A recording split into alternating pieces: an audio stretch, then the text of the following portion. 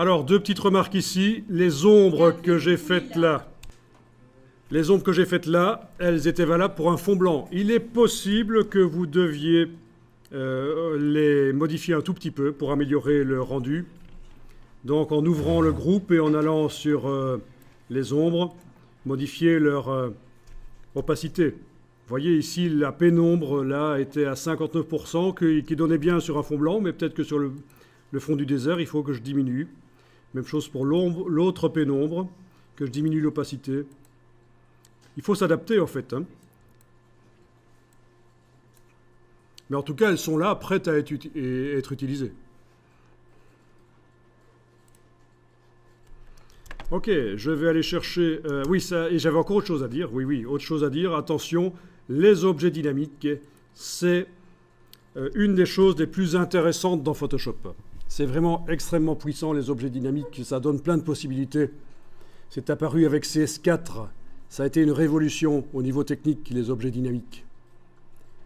Mais attention, on ne peut pas dessiner directement sur un objet dynamique.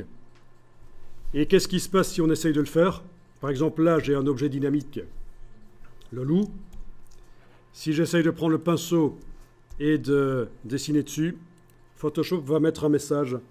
Vous devez pixeliser cet objet avant de continuer. Dans ce cas-là, vous ne le faites pas. Il faut toujours cliquer sur Annuler, parce que votre objet dynamique, si vous le pixelisez, ben la marionnette, vous n'allez plus pouvoir la modifier, vous allez perdre tout l'intérêt de l'objet dynamique. Donc attention à ce message qui est un peu vicieux, parce qu'il vous dit « vous devez pixeliser ». Mais en fait, non, vous n'êtes pas obligé de le faire. C'est juste que vous avez essayé là d'utiliser un pinceau, un objet qui est un outil qui modifie les pixels, en fait, hein, et vous l'avez utilisé sur un calque qui ne permet pas qu'on modifie les pixels directement sur lui. En fait, il faut rentrer dans l'objet dynamique pour pouvoir modifier le loup. On ne peut pas le modifier par l'extérieur de l'objet dynamique. Il faudra rentrer dedans. C'est des choses qu'on verra. Entrer dans les objets dynamiques et modifier l'intérieur.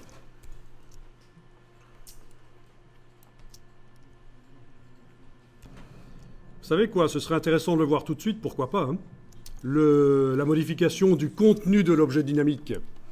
On va aller faire un petit truc ou l'autre sur le loup à l'intérieur de l'objet dynamique. Ben alors allez-y, vous allez double-cliquer sur l'objet dynamique. Et vous avez un message qui apparaît. Et en fait, ce message, il est assez difficile à comprendre. Ce que ça veut expliquer, en fait, c'est que le contenu de l'objet dynamique va s'ouvrir dans une nouvelle fenêtre. Vous allez pouvoir modifier ce contenu comme vous voulez. Et puis, pour réintégrer les modifications dans ce photomontage-ci, il faudra faire fichier enregistré. Pas enregistré sous. Il faudra faire juste fichier enregistré et les modifications vont arriver dans le montage ici. D'accord ? Donc, je viens de double-cliquer sur l'objet dynamique ici. Le message apparaît. Je vais cliquer sur OK. Et je vois le contenu de l'objet dynamique, c'est le loup qui n'a pas subi la marionnette, puisque la marionnette est à l'extérieur de l'objet dynamique, pas à l'intérieur. Là, c'est l'intérieur de l'objet dynamique. Et là, vous pouvez faire ce que vous voulez. Bon, écoutez, on va faire un petit test. On va... petite approche, petite introduction aux effets spéciaux. Vous allez, dans cet objet dynamique, créer un deuxième calque en cliquant sur bloc de feuilles.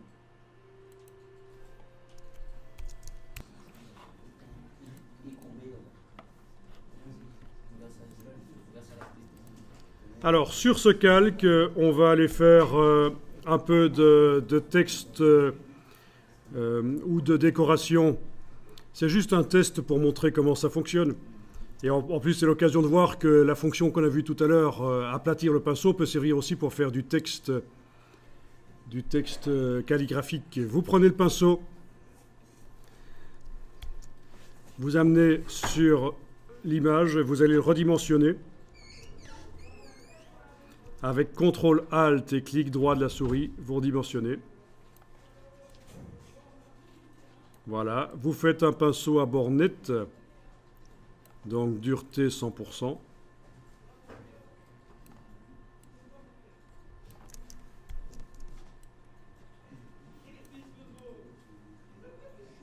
Ok. Vous avez votre brosse à dureté 100% et assez petite qui va nous servir à écrire. Bien. Vous allez maintenant dans la palette des formes parce que ce sera quand même mieux si en plus d'aplatir la forme, on la tourne. Comme ceci, menu fenêtre forme, et dans la partie forme de la pointe, vous tournez la forme.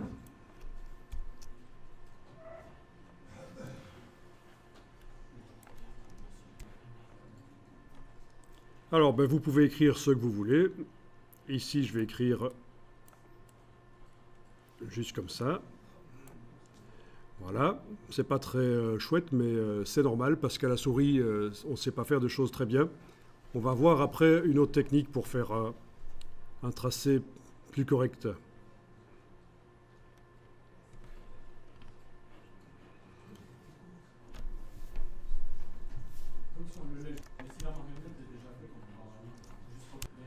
Oui, il vaut mieux pas déborder en fait.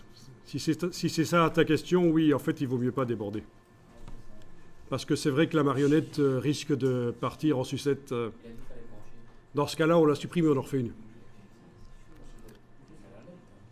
Le fait que la forme soit penchée fait un effet calligraphique. Évidemment, c'est un peu pourri ici à la souris, mais à la tablette, ce sera mieux. Mais il y a aussi un moyen de le faire sans tablette, un truc nickel, en allant rechercher du texte sur le web, par exemple, ou quoi que ce soit comme dessin, et en le vectorisant.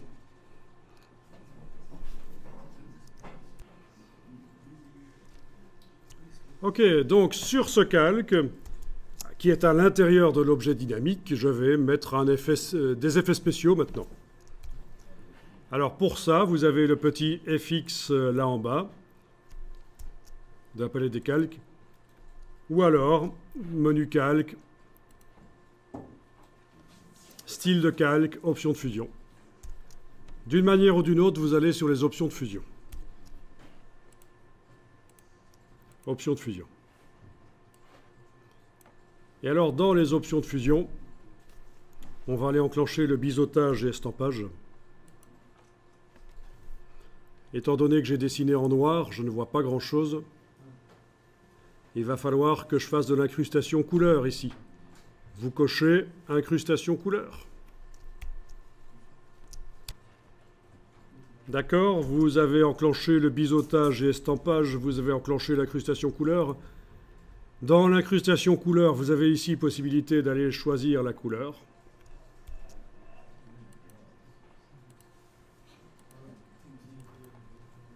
Ok, c'est dynamique, on pourra modifier ça autant de fois qu'on veut.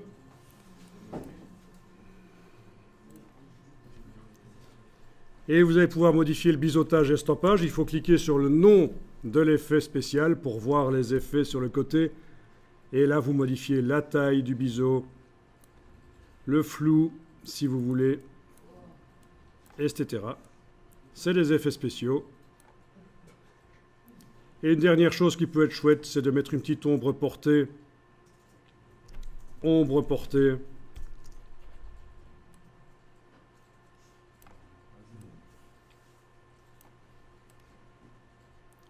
Voilà.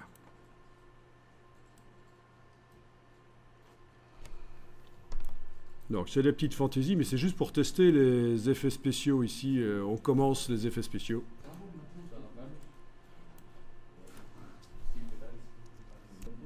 Donc j'ai mis 3 effets sur le calque.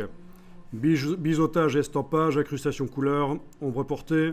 Si ça vous amuse, vous pouvez retourner dans biseautage, estampage et texturer un peu, avec le mot texture ici. Voilà. Et les textures, il y en a plein qui sont disponibles et on peut aussi les faire soi-même. C'est quelque chose qu'on verra. D'accord ?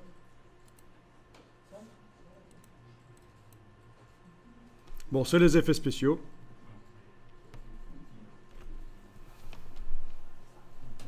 Pour pouvoir les réutiliser dans une autre image rapidement, on peut les stocker. Ça ne va pas nous servir ici tout de suite de les stocker, mais ça pourrait nous servir pour les réutiliser dans une autre image. Et ça se stocke dans la palette des styles. On va aller jeter un coup d'œil à la palette des styles. Est-ce que pour faire les effets spéciaux ici, vous êtes arrivé à faire quelque chose?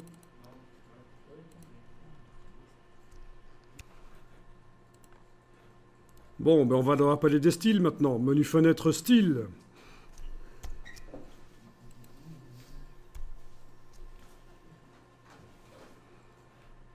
Donc vous avez les styles qui sont là.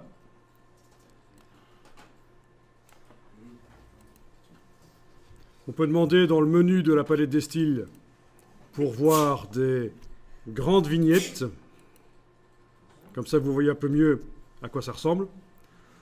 Vous avez la possibilité, toujours dans le menu de la palette des styles, d'aller chercher d'autres styles que vous pouvez ajouter à ceux qui sont déjà dans la palette ou remplacer. Dans ce cas-ci, je vais choisir Ajouter. Et il y en a également des dizaines de milliers disponibles gratuitement sur le web, des styles Photoshop. C'est très intéressant. Alors, ce qu'on va faire ici, c'est juste cliquer sur le bloc de feuilles dans le bas de la palette des styles. Vous cliquez sur le bloc de feuilles et vous allez donner un nom à votre style.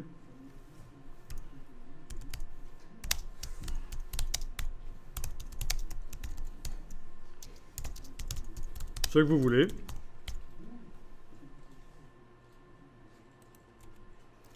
Évidemment.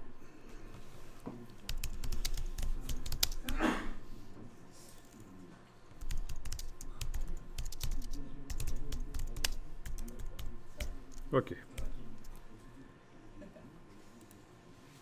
Et voilà, le style que vous avez créé est stocké. Vous devriez avoir une prévisualisation ici.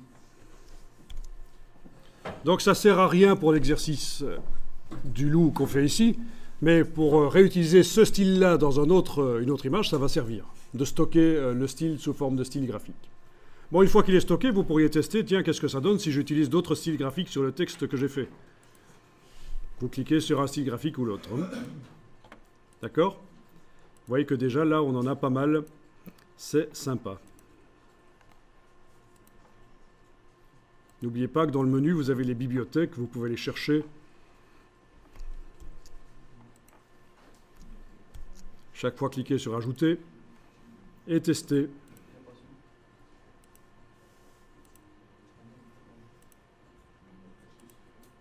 Bon, peu importe, je vais finalement remettre le style que j'ai créé tout à l'heure. Si j'arrive à le retrouver, oui, il est là.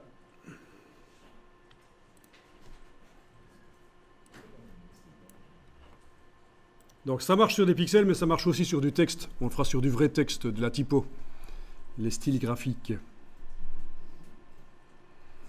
Alors l'idée ici, c'était de modifier le contenu de l'objet dynamique et de le réintégrer dans le montage. Donc je passe ici en fenêtre multiple. Vous voyez mon montage ici à gauche qui contient le loup, objet dynamique sur lequel j'ai cliqué. Vous voyez le loup à droite là, sur lequel j'ai ajouté un calque avec un texte et un effet spécial. Eh bien, je fais, pendant que je suis en train de travailler sur la partie, le contenu là, de l'objet dynamique, je fais fichier enregistré. Ça va se répercuter au bout d'un certain temps sur la partie de gauche là-bas. Voilà. D'accord? C'est comme ça que ça marche les objets dynamiques. Si vous avez compris que ça marche comme ça, vous êtes déjà loin. Dans l'utilisation de Photoshop, c'est bien. Donc pour avoir des fenêtres flottantes comme ça sur Windows, vous enfoncez la touche F et vous pouvez bouger les onglets et vous placez les fenêtres où vous voulez sur l'écran. Marrant ça. Hein? Et c'est à l'infini comme ça. On pourrait aller ajouter des choses comme on veut là-dessus. Changer la couleur du loup à l'intérieur. Sa netteté, etc. Bon. Vraiment, les objets dynamiques, c'est assez génial. Là, je vais redouble-cliquer sur l'objet dynamique. Je vais aller redouble-cliquer sur incrustation couleur et changer la couleur.